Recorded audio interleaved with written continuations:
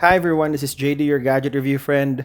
Phones are not cheap these days. Even those Chinese phones or phones without Google services are getting sold like a piece of gold. And as consumers, we need to be smart investing our money with these devices, especially smartphones. If your digital life depends on one device only for social networking, internet, gaming, and photography, what phone will you use this year? The naming convention of Pro Max, XL, and Ultra is certainly a stretch for many, especially when you consider the price. This is our full review of Samsung S22. Should we skip the Ultra? Hey, don't forget to subscribe, my friend. Let's go! If you've seen the Galaxy S21, you've basically seen the Galaxy S22. Both phones use the same design, with a triple camera module using the contour cut design that wraps around the module around the phone's upper left edge. It dropped the two-tone look of last year's model. The camera module and the back cover is blending, giving it a more uniform look. I think I like this more because I thought the two-tone design of last year looks cheap, considering that we know that the back panel of last year was plastic. Yikes. There's also a minor change in the size. This phone is slightly smaller than the S21 at 6.1 inch, 0.1 inch smaller than last year. Speaking of cheap plastic, Samsung is back with their old game, putting premium materials on flagship devices. Samsung went back using the glass back cover for the Samsung S22 rather than the plastic of the S21. The plastic material is okay for me, it is durable, but glass prevents surface scratches.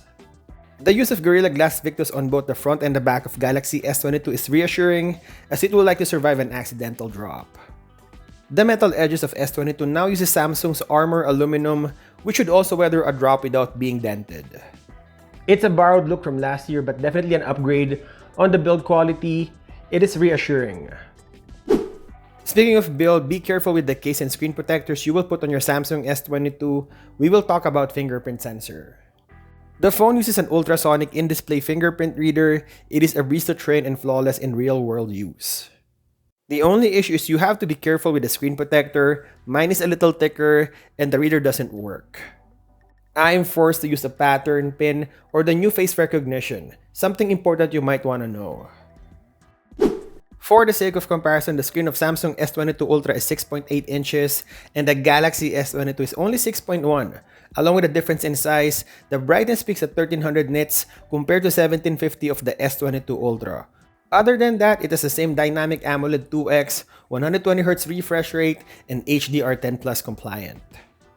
I mean, for the price difference, it's almost the same technology, and the difference might not be as compelling as it may seem. I'd go for the regular Samsung S22. Next is performance, and this phone is using the greatest and the latest, the Snapdragon 8 Gen 1. At the heart of Galaxy S22 sits a 4nm chipset supported by 8GB of RAM. This is Qualcomm Snapdragon 8 Gen 1 in the US and Chinese models. Some region will use Exynos 2200. Both are equally powerful. I bet the difference won't be noticeable. Samsung says processor performance is up to 5%, graphics performance to 40%, and the neural processing unit is up to 133%. It means that Galaxy S22 is faster than Samsung S21. I just remembered that someone commented on our speed test and started talking about the GPU and CPU performance. To be honest, I'm not really worried about those numbers. At this point, let's be honest, everything is an overkill for Android OS. This phone is super fast and snappy on my day-to-day task. You will see more details on our speed comparison, and that's our next video upload. This phone is stupidly fast. In terms of audio quality, you would expect the best from a great brand. Nothing to worry about Samsung S22 as it has stereo speakers. The only thing I noticed, and I'm nitpicking on this, it's not as loud as the other phones and even the older Samsung phones. Could it be the sealing, the protection, the IP68 rating? I don't know, but the sound is great. There's no headphone jack like the A-series phones, and you will be forced to use a dongle or Bluetooth earbuds. I'm playing a 30-second clip for you to hear how good and rich the sound is.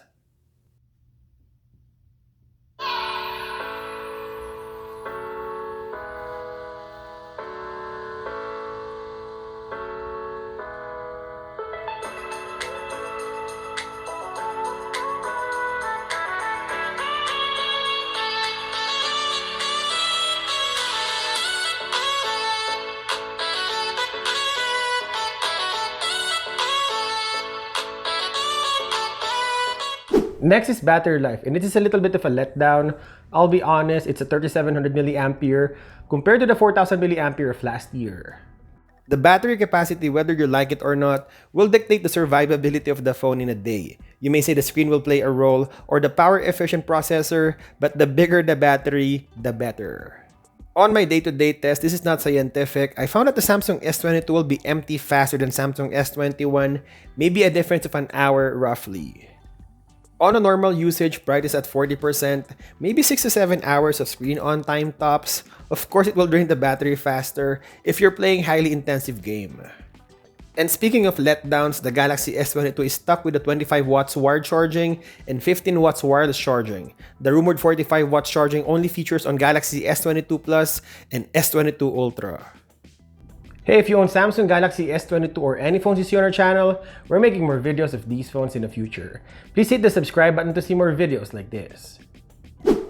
And lastly, the camera. The Samsung Galaxy S22 sticks with a triple camera, but with a new set of sensors. The main camera now sports a 50 megapixel sensor and uses tetra binning technology to convert photos down to 12 megapixel image with more details and light. The telephoto camera has dropped from 64 megapixel to 10 megapixel, but now has a proper 3x optical zoom compared to the old hybrid 3x zoom. And the ultra-wide still has 12 megapixel sensor, but now has a wider field of view as opposed to last year. The new camera captures bright and color-rich shots with plenty of details. This is something I noticed on my unboxing video and stayed through while I'm testing it. Samsung touted improved portrait photo capability thanks to the new AI, which picks out the smallest details like a hair strand, and it was pleasing to know it works like a charm. Night shots are pretty good too. I would say maybe a little better and cleaner than last year, but we will put this to test. Video capture goes up to 8K at 24 frames per second like it did with the Galaxy S21, but the new auto framing feature can detect and track up to 10 people in a frame and automatically adjust the camera focus to record all of them clearly. So what is GadgetRevNow's verdict? Should you just buy the regular Samsung S22 and skip the Ultra? At the end of the day, you will still decide what you want to buy, or your purchasing decision will be based from your usage. I see a great potential on Galaxy Pen and the Note series, but seriously, how many use it every day? Maybe if you like to draw or sign digitally, this will work, but aside from that, I still don't see a lot of use for it. Ultra is also stupidly expensive. Like, why is it so expensive? I will not recommend Galaxy S22 to people who can afford a $1,000 phone. This is also expensive. Tie it with a plan or make some trade-in. Also, if you're coming from last year, which looks the same, it might not be a good upgrade, it's boring. And I would recommend this to anyone who can afford a great phone like this. It's super fast, cameras are great, and the new build choice are better than last year. Samsung S22 will definitely perform similar to S22 Ultra for people who uses their phone as a digital tool and not bragging every single details, advantages, and functions of their new phones. Samsung S22 is cheaper, will do almost anything that the Ultra can do minus the doodle. If you're practical but wanted the greatest and the latest, go with the regular S22 and just skip the Ultra. And there you go, I will compare Samsung S22 with other flagship phones in our channel, so stay tuned. And as always, thank you guys for watching, and I'll see you in the next one.